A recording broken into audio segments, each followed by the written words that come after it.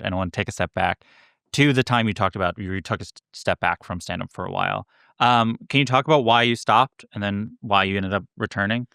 Why did I stop? I stopped because I was so burnt out. Yeah. When I stopped my e-show, I had just like run myself ragged. And I needed a break from all of it. And I just wasn't interested anymore in hearing the sound of my own voice. I really just got sick of myself. And that's why I stopped. I just wanted to stop everything. And then how did you get to I want to do it again? I wrote a book called Life Will Be the Death of Me, and I was about my therapy experience. And I started doing a promotional tour, and they wanted me to do stand-up. And I was like, this isn't a stand-up book. Yeah. I'm like, this is a heavy subject matter. It was a lot about my brother dying and like delayed grief and not dealing with that death when it happened. And then I started going around and like doing like smaller venues, and I would do stand-up wise. I would just do like the town hall in New York. I would go there and I'd do a reading of the book, and then I'd have a celebrity interview me. And then that kind of I was like, wait a second. I had a couple of people interview me, and I was like, this is terrible. Yeah. Like, I need to be running the show here. These are my stories, and this isn't what people expected from me. And even though the subject matter was so weighty, I could make it funny. There were a million funny stories in that book that I could use and funny things. So I was really nervous to do stand-up again because I hadn't done it for 6 years, and I was like, oh, God. But I did do it. Yeah. And I bit the bullet, and I did it, and I have a lot of pride in the fact, because it was like, starting stand-up for the first time is fucking hard.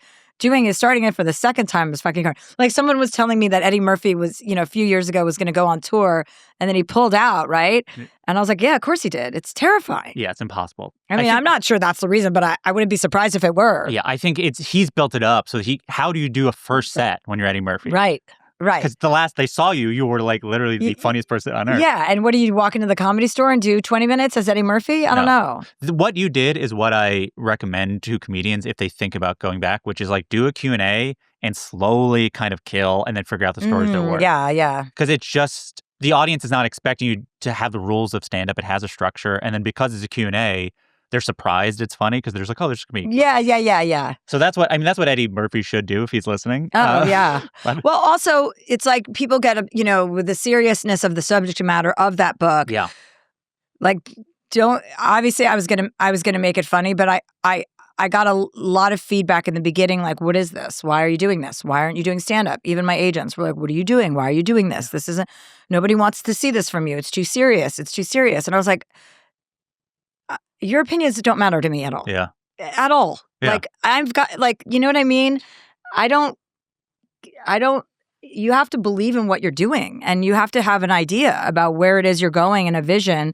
And sometimes you don't even have the vision, but like, you have to trust yourself that you're going to find it and get there. It's like a bunch of baby steps. And then eventually you're like, oh, I'm going that direction. Yeah. I think about, so like to take a step back of what the part you talk about in the special that's also in the book. So essentially you're going to therapy, and then you have a breakthrough, and you want to tell your therapist about the last time you saw your brother, and then the day he died, and then sort of what happened afterwards. And then what I was curious about it, I listened to the audiobook first before I watched the special, just going in order. And in the audiobook, there's clearly parts you have a hard time getting through. The audiobook process is so fascinating because it's your own words, and you should be, but you're like, and then so you have to tell the story again in that context. And now you're touring and telling the story again to this audience. So now you went from a thing that you were not talking about, thing you talked about in therapy, thing you talked about in the book, then had to read it, then you're doing it on stage, and you release that. All of that, how did it help you, or how did you grow from the process of telling that story over and over again? A story that was the thing that you sort of were not talking about. You become vulnerable. Like, I was invulnerable before that. Yeah. Before I went to therapy, before I wrote that book, before I did that, I kind of just exposed myself and was like naked, and not in the way that I'm naked all the time. Yeah. But naked in the way that I'm like, okay, this is me. This is like the ugliest part of me, or the saddest part of me, or however you want to frame it, and to be okay with that, and to like let it out. It's okay. It's okay. Like, I'm here. If I'm going to share everything about my life, or lots of things about my life, it's not all going to be just like glorified. That's not life. And I really appreciate the fans that like stuck with me through that because they really did care. And it helped a lot of people that I didn't know. Like it brought in a lot of people that were dealing with the same kinds of issues or had gone through something like that.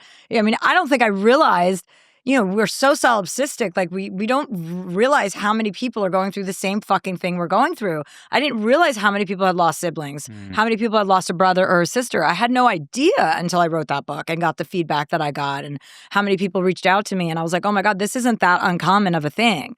And that was also oddly discomforting because I really thought I had experienced something that most people didn't. Yeah. And then it became comforting. Yeah.